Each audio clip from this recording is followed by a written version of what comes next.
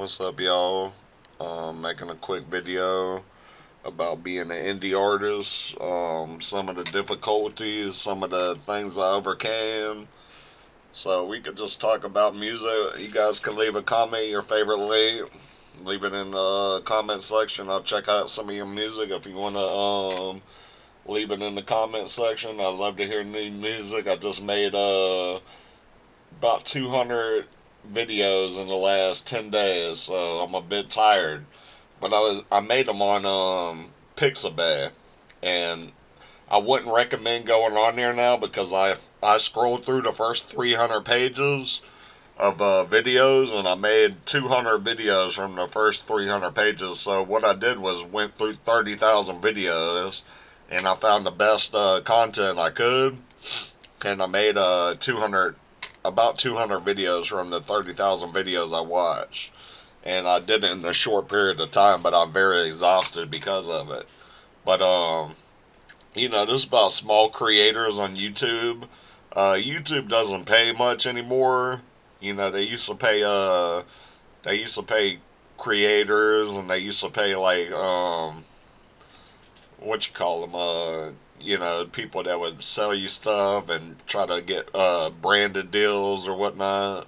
So they used to make a lot more, but they don't make that much anymore, according to this one video I watched.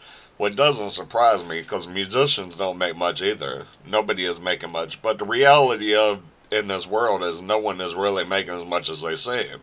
So that's the first thing you need to be aware of in the music industry or any other industry there is. And the thing is, if you're working for yourself, you're not going to make as much money as you would if you were working, selling shoes on eBay or something like that, or working at a Walmart. You're not going to make as much as a musician as you would at Walmart. You're not going to make, especially starting out. My career in the rap game, I pretty much created my own genre. It's called Tron Step, because I don't really fall into a rap hip hop genre. I don't really consider my style a rap hip hop. My style of rap is Tron Step. It's a new style because I never wrote, I never edited, I never wrote my lyrics. Um, I didn't do too much anything to it but speed the pitch up and add a bass to it. But I did nothing to my voice recordings, and I did that through the whole song. Basically, I would freestyle for, from the time I started the beat, when the beat dropped, to the end of the beat, to the YouTube video would run off, and I would use free to use beats.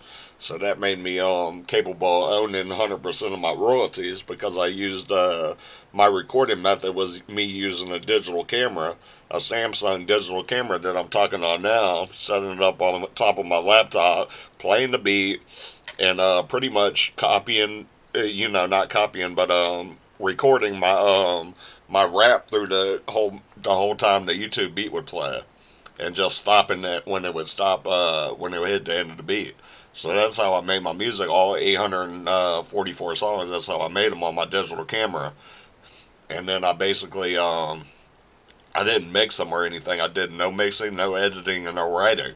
But what I did is, I did mix them in a way because I sped them up to 1.25 times speed on the pitch, and then I added bass plus 18 on because I recorded on a digital camera. So it was a very small camera. It doesn't have the bass that's, emphasized in the bigger speakers in the recording studio. I don't have that. So I had to use a program, add bass to MP3 file, and then save the file like that, and then build it accordingly, and then put them on your distributor after that. After you add the bass and then speed the pitch up to 1.25. That also stops you. Let's say I'm using free to use YouTube beats, but that's also, when you speed the pitch up, you can use them legally. If you change a song by 15% of its actual, how the song sounds, if you change the sound by 15% of overall how the whole song sounds, you could use it legally. So when you speed it up, even if you're using free-to-use beats, you still can't get in trouble because you're speeding it up and you're using free-to-use beats, so therefore you can't get in trouble when you might get a copyright. 1 out of 500 might get a copyright, but you're not gonna get sued because you get barely any views if you use a copyright. You know what I'm saying? And then you won't be able to upload them anyways. You'll be able to know before you upload them to DistroKid if it has a copyright, you know not to upload it. So that'll save you a lot of time and effort, a lot of time from getting sued. But even if you do get a copyright, like I got a copyright on my video that I use, but I use free to use videos on Pixabay. Like I said, I just burned that free browser out. What I did, not browser, but website, I burned it out. I used the first 300 pages, so it's not going to be any good unless you go to like page 303 and then start your videos like that. Because I went through the best videos on the first 300. There's like 577 free video pages, and I went through the first 300 pages, which was 30,000 videos. But anyways, there's not going to be any good ones till you get about 305, 306. Then you can start looking because I use them all. You know what I'm saying? I've made my videos for 63 albums in, a short period of time. Like 1 month I made 220 something videos in 1 month period. And actually it was like 5 or 10 days, that I really made them. And I really pushed out about 220 videos in about 7 actual working days, which was a lot. I got worn out towards the end. I was started at my album 63 and I started making videos like that, and I worked all the way to album 1. And let's say it was exhausting when I was doing it. I was scrolling through so many videos. I was like, blah, blah, blah, blah, copy, paste, paste. I was saving the videos. I was like maneuvering it, doing it on my phone, all from my phone. And then my phone, it was like, I forget what it said, something on there about, I didn't figure out how to scroll right through the 300 pages. So at first I was flipping through my phone each page individually. So then I was like, I'll save some time to get on my laptop. So what I did was I got on my laptop, went to the Pixabay site, and then I simply typed in page 200, for example, and it took me right to the page. So I was like, well, I could do it on my laptop, save some time like that by flipping to the exact page I need. Well, anyway, to save a long story short, what I did was I made some videos like that, but I had to basically transfer the files over to my phone after that and make them from my phone. So I had to send the files from my laptop and then save all the files to to my drive, and then send them through my email, and then open them up on my phone, and then make the videos accordingly like that. But after I did that for 5 to 6, 7 hours, I did that transferring files from my laptop. I looked back on my phone because I was like originally tried it to type in page 200 to see if it would bring me straight to it. And the first time I tried it, it didn't work. But the second time I tried it, I was like on page 270 by then. So what I did, I typed in 270 in my phone and it took me right to it. So I was like, well, this is great. I don't have to get on my laptop no more and transfer files over, back and forth. I could just do it from my phone, which is much quicker. So I started speeding up again, and I got all my videos made through all 63 albums, which I was exhausted. You know what I'm saying? To say the least. I was exhausted as fuck. I wouldn't recommend making that many videos as I made in that short period of time. Take your time, because I was exhausted. I think I even close to died after I took a break from it. I think I was like, shit, I'm dying. And then it was like, I just fucking died all of a sudden, you know what I'm saying? But then I was like, the Lord brought me back. So I think I actually even died from all that videos I made. I was so exhausted. But, you know what I'm saying? That's another story. But anyways, you could get on your distributor. You could do some things like I did on there. I made all my 63 albums for basically I spent under $200 on everything. My recording equipment, my the beats I used, the videos I made, the distributor cost for a yearly cost. I made everything under $200 on everything. Even my websites on my actual website, which has like it has nine or 10, maybe 15 different companies that I started under my website. And you'll look for that in the description, you'll be able to find it. But I made all those companies. One company I had to actually spend money to upgrade. It was a shoe company, and I'll leave that in the description as well. It's called Alive Shoes, and it's a good company to work for. You got to fill out an application to work for them, and then they only give you one initial spot for your shoes unless you buy an upgrade, which is like it's not much, and you get 10 pairs. So you could actually sell 10 pairs online of your shoes you design. And if you buy one more upgrade, which I did, I bought like 2 or 3 upgrades, and I was able to sell 20 pairs at a time on their website. So what you do is you copy the links and you put them in your website, and you build up a website like that. So that's what I did on all my companies. And I used Bonfire for the shirt company I used. Completely free to use Bonfire. And what I did is I made album covers for 63 albums.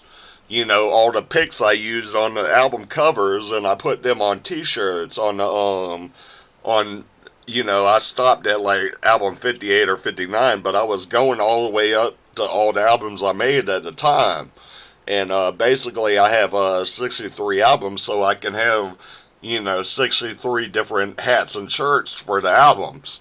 But I got a lot of that done, and some of it I haven't worked on that in a long time because I've been so busy. So that might not get worked on for a while. That's not a big concern because I'm not making money in that particular area. But maybe one day I will. So maybe one day I'll update it fully. My shoe business on there is called Checker Goose Shoes, Checker Goose Apparel and Shoes. I'll leave it in the description. They're nice shoes. Some of them are over $200 a pair, but they're very nice shoes. And if I had the money myself, that's personally what I'd wear as my brand. But I don't even have enough. I had enough money to buy one box of shirts filled with Checker Goose apparel, and I had them personally printed. And I had them personally printed my design on them. I had enough for one box, which was like 31 shirts that I ordered, and I had to pay like $475 for that, or $450 for that at a shirt company. And then I got my shirts printed, and I brought them over to I have a booth in the antique mall up the road, so I put all my shirts in the antique mall, and I sell them at like $25 a piece, which is not much profit, but it's getting my brand name out there, which is Checker Goose and Apparel and Shoes. And I'll leave that in the description also. But what I did on that particular thing, I used money to buy an actual product of the shirts, and I put them in my antique booth. But on my website, I also have the same design that I use on my t-shirts, but I have them on, I made it from the digital website, and I made them online, and I designed like, maybe 50 to 100 different types of Checker Goose apparel for the clothing. And then I did all that for free, basically, on the Bonfire website. So I built like 3 or 4 websites just from the Bonfire alone, and I had stacked them up together on my main website, the main page on it. So I put all my links and all my different websites that I'm building. I put that under my main category, and you can use it as a template if you're trying to help you build a price friendly. Build price friendly, of course, and build your website like that. Because I've built my website. It's like $1 billion, $1 trillion corporation in the near future. You know what I'm saying? Because you could estimate 884 songs that I made. Each song in this very finished early stage production is worth $1,000. So you could say I have 884 songs, so times that by 1,000, and you get $884,000 is what my catalog is worth, just my catalog and my 63 albums, and selling them at $1,000 a piece. But the longer I wait to sell my music, the more they'll be worth. Because this is the very early stage of my release of my music, so it's only worth 844,000 for my whole catalog right now. That's 100% because like I said earlier, I own 100% of my royalties because I made all the music myself. I didn't use any producer. I produced it myself. No editing, no mixing, and no writing. And that's how I was able to do so much work on there. But we covered a few things. I think we did pretty good. I haven't rehearsed this video at all, so I think we did pretty good. Trying to think what else I didn't talk about. Hopefully, you could be inspired maybe, and hopefully I could get some more subs with this video. So I'll post it on both my YouTube channels, and we'll see where it goes from there. But definitely follow me on all platforms. Sub on both my YouTube channels. Look for all my info in the links. Check out my website if you're building your own, because you could use it as a template to help you build your website. Which I've done everything on my website. Like I was trying to explain, is I've done for very cheap or very low money. Like I'm talking about my whole empire, my $1 trillion company, I built for under like $500 altogether. And there was expenses that I ran into early on in my recording, because what I did is I took my music to somebody, because the way I recorded on a digital camera, I took it to somebody to have them layer the beats.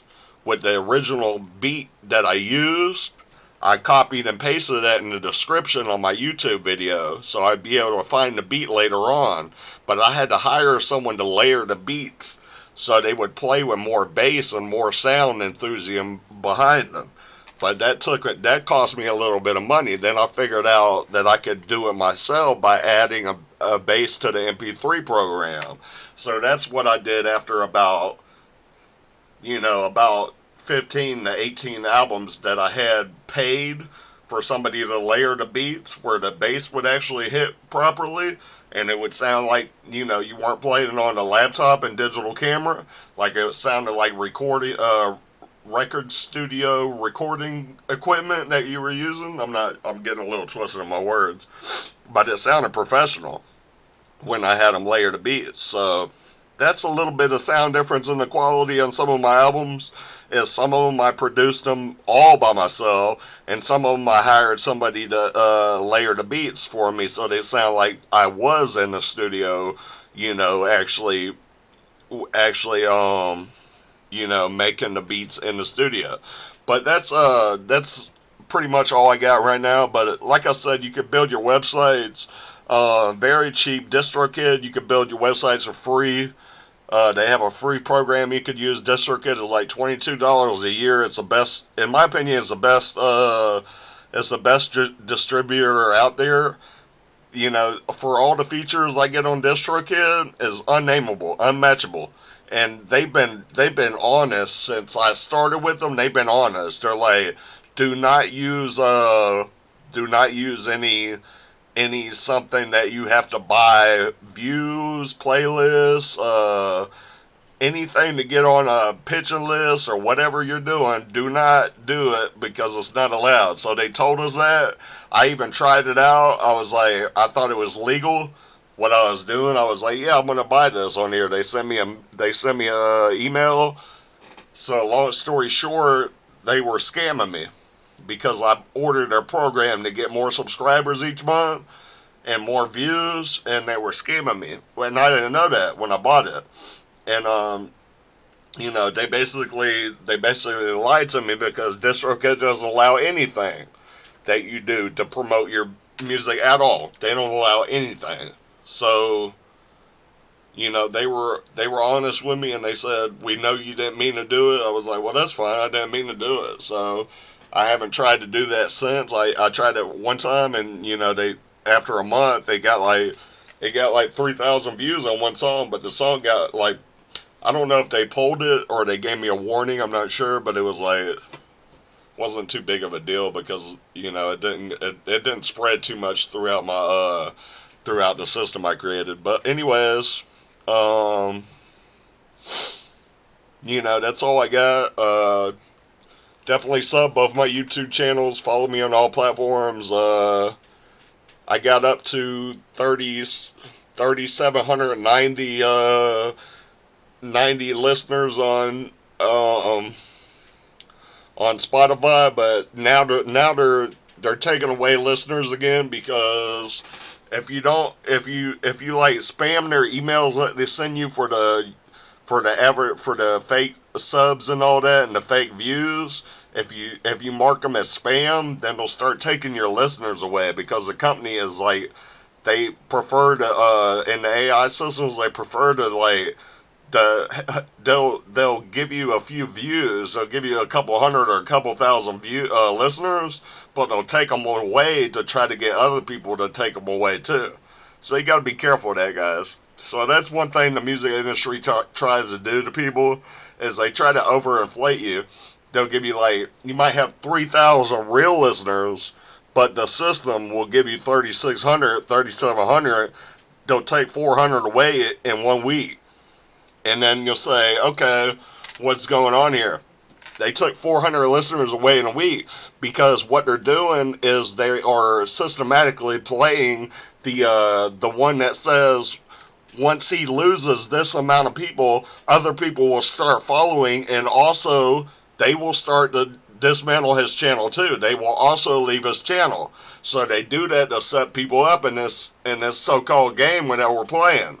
So you got to be aware of that mental madness, but you got to be aware of the obstacles. So look out for that when you're going viral. Look out for that because I already found out they were doing that to me. Because like I said, I was on 3,790 listeners. Now I'm on 3,100. So they already took 800 listeners away. Because what they're doing is they're infiltrating the minds of these people, and they say, well, we can leave